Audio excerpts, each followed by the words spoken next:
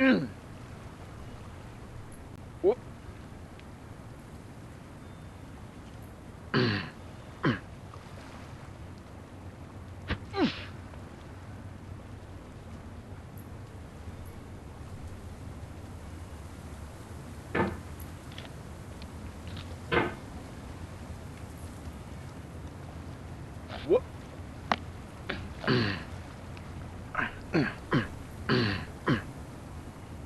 There's no feeling more intense than starting over.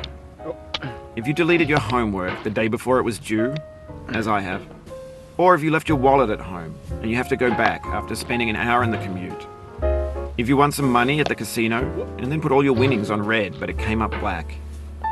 If you got your best shirt dry cleaned before a wedding and then immediately dropped food on it. If you won an argument with a friend and then later discovered that they just returned to their original view. Starting over is harder than starting up. If you're not ready for that, like if you've already had a bad day, then what you're about to go through might be too much. Feel free to go away and come back. I'll be here. Alright, thanks for coming with me on this trip. I'll understand if you have to take a break at any point. Just find a safe place to stop and quit the game. And don't worry, I'll save your progress, always, even your mistakes. This game is a homage to a free game that came out in 2002, titled Sexy Hiking. The author of that game was Jazuo, a mysterious Czech designer who was known at the time as the father of B games. And B games are rough assemblages of found objects. Designers slap them together very quickly and freely, and they're often too rough and unfriendly to gain much of a following. They're built more for the joy of building them than as polished products. In a certain way, Sexy Hiking is the perfect embodiment of a B game. It's built almost entirely out of found and recycled parts, and it's one of the most unusual and unfriendly games of its time. In it, your task is simply to drag yourself up a mountain with a hammer. And that act of climbing, in the digital world or in real life, has certain essential properties that give the game its flavor. No amount of forward progress is guaranteed. Some cliffs are too sheer or too slippery. And the player is constantly, unremittingly in danger of falling and losing everything. Anyway, when you start Sexy Hiking, you're standing next to this dead tree that blocks the way to the entire rest of the game. It might take you an hour to get over that tree, and a lot of people never got past it. You prod and you poke at it, exploring the limits of your reach and your strength, trying to find a way up and over. And there's a sense of truth in that lack of compromise. Most obstacles in video game worlds are fake. You can be completely confident in your ability to get through them once you have the correct method or the correct equipment or just by spending enough time. In that sense, every pixelated obstacle in Sexy Hiking is real. The obstacles in Sexy Hiking are unyielding, and that makes the game uniquely frustrating. But I'm not sure Jazuo intended to make a frustrating game. The frustration is just essential to the act of climbing, and it's authentic to the process of building a game about climbing. A funny thing happened to me as I was building this mountain. I'd have an idea for a new obstacle, and I'd build it, test it, and it would usually turn out to be unreasonably hard. But I couldn't bring myself to make it easier. It already felt like my inability to get past the new obstacle was my fault, as a player rather than as a builder. Imaginary mountains build themselves from our efforts to climb them, and it's our repeated attempts to reach the summit that turns those mountains into something real. When you're building a video game world, you're building with ideas, and that can be like working with quickset cement. You mold your ideas into a certain shape that can be played with, and in the process of playing with them, they begin to harden and set until they're immutable, like rock. At that point, you can't change the world. Not without breaking it into pieces and starting fresh with new ideas. For years now, people have been predicting that games would soon be made out of prefabricated objects, bought in a store and assembled into a world. And for the most part, that hasn't happened, because the objects in the stores are trash. I don't mean they look bad or that they're badly made, although a lot of them are. I mean they're trash in the way that food becomes trash as soon as you put it in the sink. Things are made to be consumed and used in a certain context, and once the moment is gone, they transform into garbage. In the context of technology, those moments pass by in seconds.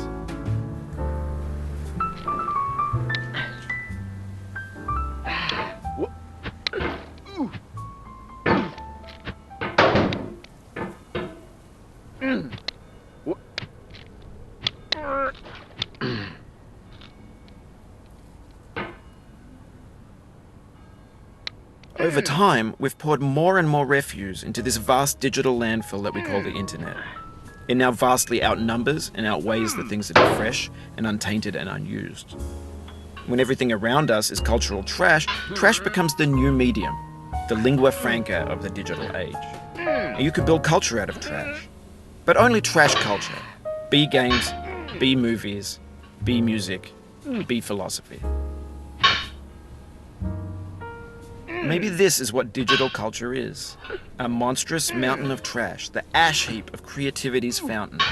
A landfill with everything we ever thought of in it. Grand, infinite, and unsorted.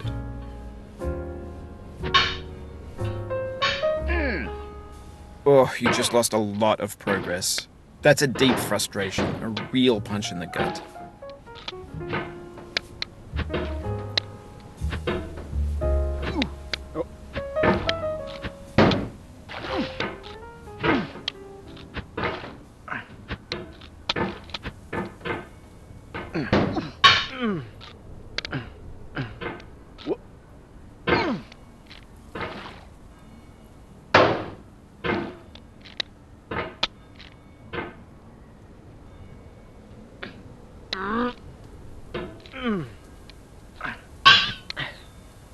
Oh. Oof, sorry about that.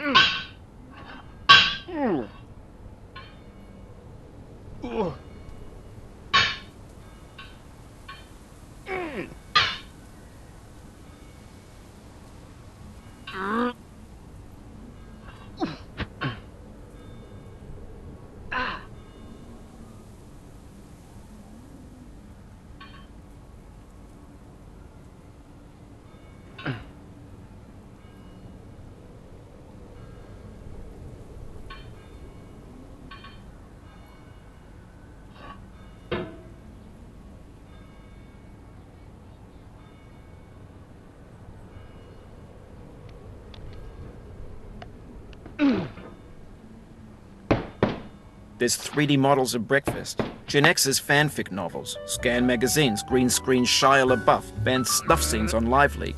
Facebook's got lifelike bots with unbranded adverts and candid shots of Kanye and Taylor Swift mashups, car crash epic failed GIFs, Russian dashcam vids, discussions of McRibs, discarded, forgotten, unrecycled, muddled, rotten, untitled. Everything's fresh for about 6 seconds, until some newer thing beckons, and we hit refresh. And there's years of persevering, disappearing into the pile, out of style, out of sight. In this context, it's tempting to make friendly content that's gentle, that lets you churn through it but not earn it. Why make something demanding if it just gets piled up in the landfill, filed in with the bland things?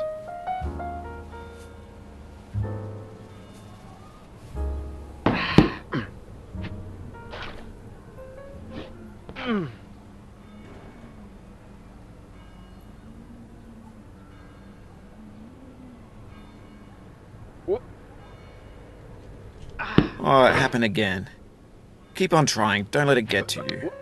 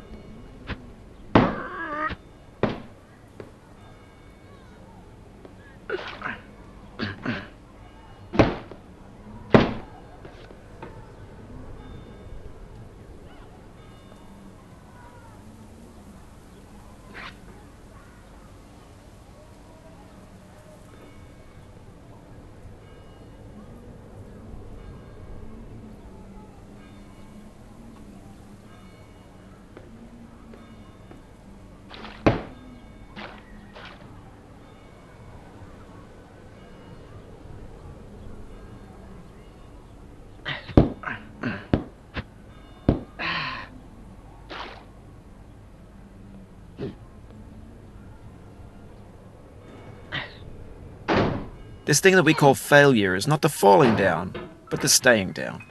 Mary Pickford.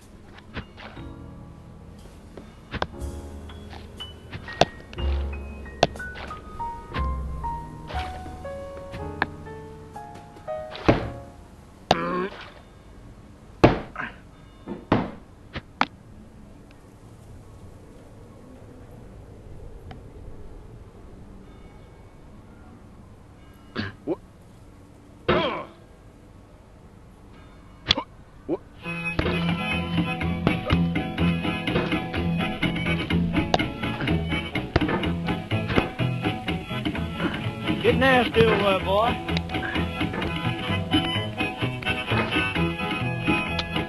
Going down the road feeling bad. I'm going down the road feeling bad. Going down the road feeling bad, and I ain't going to be treated this way. Oh,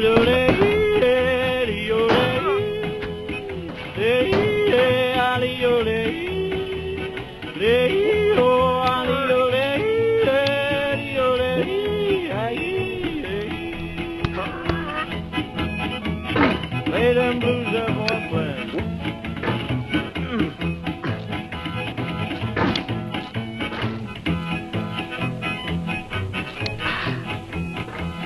Down in the jail on my knees. I'm down in jail on my knees. Down in jail on my knees, and I ain't going to be treated this way. They feed me on cornbread and cheese. They feed me on cornbread and cheese. They feed me on cornbread and cheese, and I ain't going to be treated this way.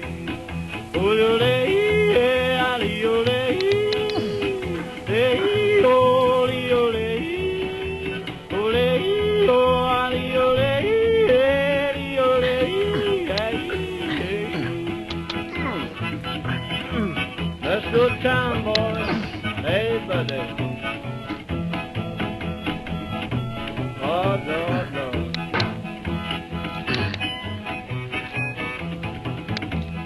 $10 shoe fits my feet. A $10 shoe fits my feet.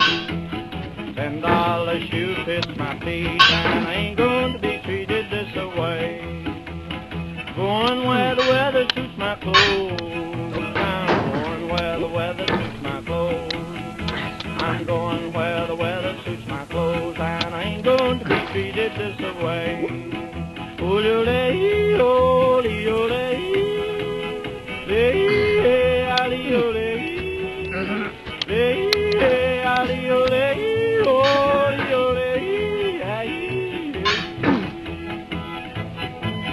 Calm down, boy, calm down.